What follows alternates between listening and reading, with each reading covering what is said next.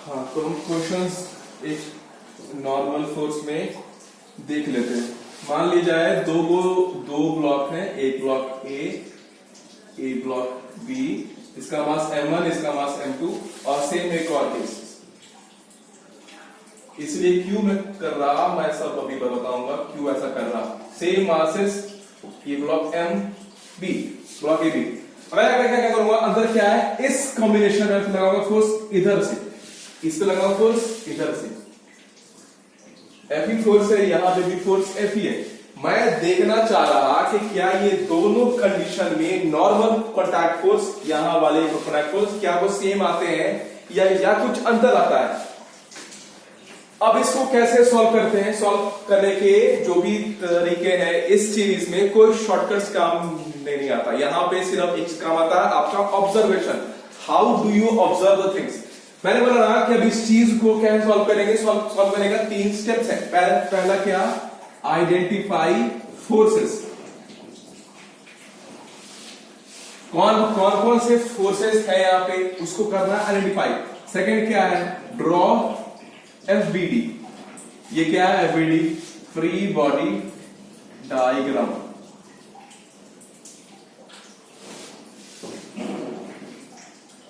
कैसे हम लोग करते हैं, सब कुछ देख लेंगे। और तीसरा क्या है, राइट इक्वेशन ऑफ मोशन।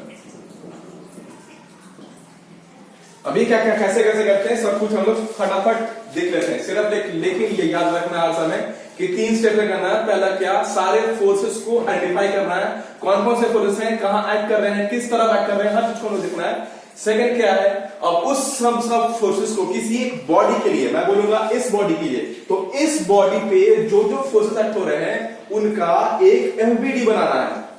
अब वो कैसे बनाएंगे हम लोग अभी जस्ट अभी देखेंगे। उसके बाद क्या, उन फोर्सेस के हिसाब से हमें देखना है कि पूरा सिस्टम किस तरफ मूव कर रहा होगा। मैं बोलूंगा इस कंडीशन में ये बॉडी किस तरह मूव कर रहा होगा, इस तरफ, इसमें क्या मूव कर रहा होगा, इस तरफ। तो मैं करूंगा एक मान के पहले से बोलूंगा कि ये वाला पूरा ब्लॉक्स इस तरह मूव कर रहे हैं किसी एक्सप्रेशन ए से। अब उस एक्सप्रेशन के कारण से हम एक इक्वेशन लिखेंगे, वो एक्सप्रेशन किस कारण से हो रहा होगा, तो वो एफबीडी बनाने के बाद ही आएगा। पहले देखते हैं इस कंडीशन में। चलो कम से कम हमें याद तो हो गया होगा कि कौन से स्टेप्स हैं। अब मैं कैसे अभी करता, पहला देखेंगे क्या, फर्स्ट क्या कि फोर्सेस को करना है आइडेंटिफाई। इसमें क्या क्या लगेगा फोर्सेस, ये ब्लॉक क्या है, ए है, ये ब्लॉक कौन सा है, बी है। अब इसमें फोर्सेस कौन से होंगे, ये वाला एक फोर्स एफ जो कि दिया हुआ, साफ दिया हुआ फोर्स, इसका खुद का एक mg, और कुछ क्या ऊपर की ओर नॉर्मल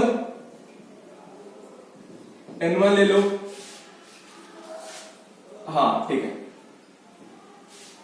इतने सारे कोई बात नहीं। और क्या होंगे, इस ब्लॉक पे क्या होगा, इसका खुद का एक mg, और ये m2g, और ये m1g, और इसका क्या होगा, एक नॉर्मल फोर्स n2 जो कि इस चीज को बैलेंस करेगा, क्योंकि ये ब्लॉक वर्टिकली मूव कर रहा है नहीं, तो फिर मुझे वर्टिकली फोर्सेस का कोई काम नहीं है अभी, तो मैं इसको करता हूं अभी फिलहाल। क्योंकि वर्टिकली ये ब्लॉक कहीं मूव कर रहा है नहीं, तो फिर वर्टिकली फोर्स लेके अभी कोई काम है नहीं उसका, तो मैं उसको करता भी रहा।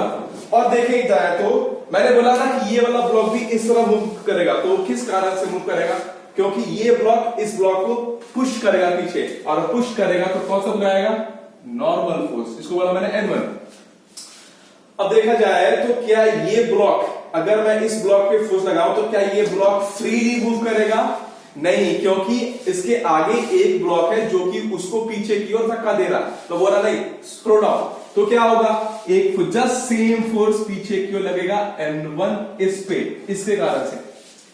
क्लियर है क्या, जस्ट सिमिलर यहां पे देखें, ये ब्लॉक ए है, ये ब्लॉक बी है। अब देखिए फोर्स यहां पे क्या, सिंपल सा यहां पे दिया हुआ एक फोर्स, और मैंने क्या बोला कि वर्टिकली फोर्सेस का अभी कुछ काम नहीं है, तो मैं उसे छूंगा भी नहीं। और क्या है, ये वाला ब्लॉक फिर कैसे आगे की ओर मूव कर रहा होगा, क्योंकि ये ब्लॉक उसको पुश कर रहा, किस कारण से, एक नॉर्मल फोर्स के कारण से। और क्या ये ब्लॉक फिर से फ्रीली मूव कर रहा, नहीं, इस ब्लॉक को हिंड्रेंस दे रहा है ये वाला block in the form of N2। अब मुझे फोर्सेस को आइडेंटिफाई मैंने कर लिया है। अब इस करने के बाद आपको फिर एक बार चेक करना है क्या और भी कोई फोर्सेस हैं जो कि छूट गया हो। तो अभी कोई है नहीं, सिर्फ फोर्सेस, एक फोर्स यहाँ पे नॉर्मल लगेगा, यहाँ नॉर्मल और एक फोर्स, चलो ठीक है, काफी है।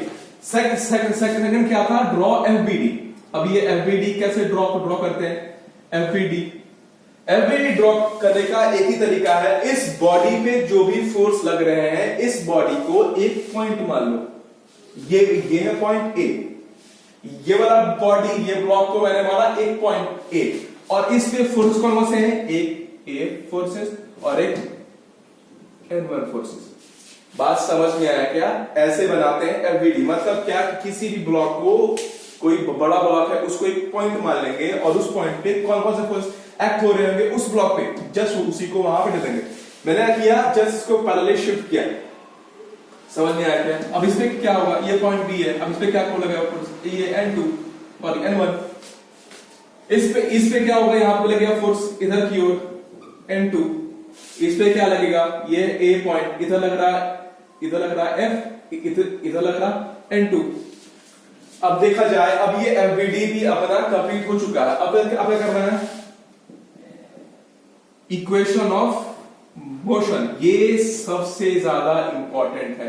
ये कैसे लिखते हैं इक्वेशन ऑफ मोशन, सॉरी, ये कैसे लिखते हैं, मैंने क्या बोला था कि इस फोर्सेस में या फिजिक्स में कोई ट्रिक काम नहीं आता, यहां पे सिर्फ काम आता है एक चीज, आपका ऑब्जर्वेशन, कि आप किस तरह से ऑब्जर्व कर रहे हैं। मैंने इसको ऑब्जर्व किया कि ये वाला दोनों कॉम्बिनेशन किस तरह मूव करेगा, इस तरह मूव करेगा, और मैंने ये भी इमेजिन कर लिया कि ये दोनों ब्लॉक साथ मूव करेंगे, मतलब क्या, ये दोनों का एक्सेलरेशन सेम होगा।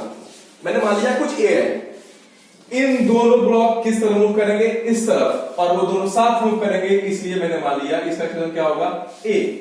और एक चीज और देखेंगे कि ये इन दोनों कॉम्बिनेशन में क्या मासेस सेम है, क्या M1 प्लस M2, इसमें क्या है M1 प्लस M2, और फोर्स क्या सेम है, क्या F, मतलब क्या कि इसका एक्सेलरेशन और इसका एक्सेलरेशन सेम ही होगा।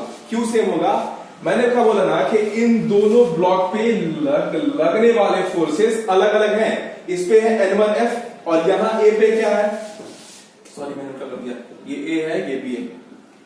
अब देखा जाए तो इस कंडीशन में A पे दो फोर्स लग रहे हैं, इस कंडीशन में A पे सिर्फ एक फोर्स लग रहे हैं। तो इस फोर्सेस के कारण इसका एक्सेलरेशन में कुछ चेंजेस मान ली जाए कि हो जाए, होगा नहीं, पर मैंने चलो मान लिया कि होता है, लेकिन एज अ होल ये मास क्या है, एज अ होल मास क्या है, M1 प्लस M2, ये एज अ होल मास क्या है, M1 प्लस M2। तो दोनों में मास सेम, दोनों में फोर्स सेम, तो फिर दोनों में एक्सेलरेशन भी सेम ही होगा। बात आया क्या समझ में। तो इसी तरह से मैंने मान लिया कि ये वाला दोनों कॉम्बिनेशन इस तरह मूव कर रहा है A से, ये कर रहा है इधर से A से। अब इसको इक्वेशन ऑफ मोशन कैसे लिखेंगे, अभी ये वाला बबल, तो ये दोनों इधर मूव कर रहा है A से, मतलब ये कर रहा है A से, A ब्लॉक A कर रहा इधर की ओर मूव कर रहा है विद एक्सेलरेशन A। तो किस तरह से मूव कर रहा होगा, इसका मास क्या है M1A। ये वाला ब्लॉक इधर की ओर मूव कर रहा विद एक्सेलरेशन A, तो हमने लिखा क्या M1A। अब ये एक्सेलरेशन किस कारण से है, इक्वल टू ये किस कारण से है। अब बताएंगे कि ये ब्लॉक इस तरह मूव कर रहा, तो इस तरह मूव कर रहा, तो जाहिर सी बात है कि ये F के कारण कर रहा होगा, therefore F। क्या कोई और भी है जो इस ब्लॉक के मूव करने को हेल्प कर रहा, नहीं, अब कोई है नहीं। अब इसको अपोज करना कोई है क्या, अपोज करना एक N1 है माइनस N1, ये आ गया फर्स्ट इक्वेशन। सेकेंड और एक चीज देख लें, अब ये वाला इक्वेशन है किसका, A ब्लॉक का। B का क्या होगा, B वाला ब्लॉक का मास क्या है M2 कर रहा, और सेम कर रहा है एक साथ, तो M2A इक्वल टू ये किससे कारण से कर रहा, सिर्फ एक ही फोर्स है N1, ये आ गया सेकेंड इक्वेशन। अब इसको सॉल्व करना ना करना कोई फर्क नहीं पड़ता, सॉल्व करोगे तो A आएगा, A के बाद N1 फाइंड करना।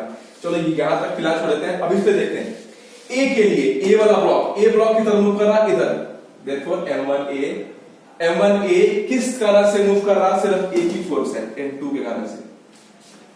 बी ब्लॉक M2A ये किस कारण से मूव कर रहा, एक ही दो फोर्स है ना, किस कारण से मूव कर रहा, कौन सपोर्ट कर रहा, F कर रहा सपोर्ट, अपोज कौन कर रहा है N2। अब इस दोनों को सब कर, ये है, चलो मैंने माना ये फर्स्ट इक्वेशन, ये सेकंड इक्वेशन। मैंने क्यों किया ऐसा आप देखोगे बाद में, मैंने क्यों किया। माना जाए कि इसको भी मैं सम करूंगा, क्या क्या होगा, इसको दोनों को सम करना, क्या होगा, ये माइनस वन पर सम क्या कर हो जाएगा, ये क्या बचेगा, F is equal to A M1 plus M2। इसमें क्या होगा, अब देखते हैं एक बार, जरा ध्यान से देख लें कि F इज इक्वल टू ये आया, पर चलो इसको मैं थोड़ा सा इजी बनाता, कैसे, इसको ले लो 2m मास, इसको ले लो m मास, इसको ले लो 2m मास, इसको ले लेते हैं m मास। अब ये क्या होगा, 2m m 2m m। अब ये थोड़ा सा इजी, कैलकुलेशन थोड़ा इजी होगा, क्या होगा 3ma। अब इस f का वैल्यू को इसमें पुट करो, इस f का वैल्यू को इसमें करो पुट। अब तुम्हें मालूम पड़ेगा कि n1 इज इक्वल टू, कैसे फाइंड करेंगे, अब इसमें कैसे पुट करेंगे, 2ma is equal to f की जगह पे 3ma minus n1 is equal to, इसको इधर, इसको इधर, क्या होगा ma, ये आया n1 का वैल्यू। इसमें देखते हैं, इसमें अगर ma और f की जगह पे क्या 3ma minus n2 is equal to 2ma। अब देखते हैं क्या ये कि इस कंडीशन में जो नॉर्मल कांटेक्ट फोर्स था N1 ये ma है, और इस कंडीशन में जो भी नॉर्मल कांटेक्ट फोर्सेस था N2 वो 2ma है। मतलब क्या कि N2 is double of N1, that means N1 is to N2 is equal to 1 is to 2। अब इसे कुछ क्लियर क्या होता कि कभी भी नॉर्मल कांटेक्ट फोर्स को अगर कभी पूछ दे किसी से कि क्या इन दोनों केस में नॉर्मल फोर्स सेम होंगे, बिल्कुल नहीं। नॉर्मल फोर्सेस डिपेंड करेगा दो चीजों पे, पहला क्या, पहला उसका मास पे, और सेकंड क्या, अप्लाइड फोर्स पे। अब वो किस तरह से फोर्स अप्लाइड हो रहा है इस पे डिपेंड करेगा। इसमें मास तो दोनों में सेम है, इसमें भी मास सेम है, but force applied on this mass is different here. इसी कारण से नॉर्मल फोर्स भी चेंज आ गया। तो नॉर्मल फोर्स कभी भी जस्ट ऐसे देख के हम इसको कर नहीं सकते। अभी फिलहाल इसी से नॉर्मल फोर्स का वैल्यू दिया गया और एक्सेलरेशन का करना होगा, तो इस तरीके से और आगे बढ़ कर सकते हैं। अभी फिलहाल यहां पे रोक देते हैं और अगले वीडियो में हम लोग देखेंगे अगर दो ब्लॉक्स स्ट्रिंग के जरिए कनेक्टेड हो तो फिर उसका एक्सेलरेशन क्या होगा, टेंशन क्या होगा, हर चीज देखेंगे नेक्स्ट वीडियो में। Thank you.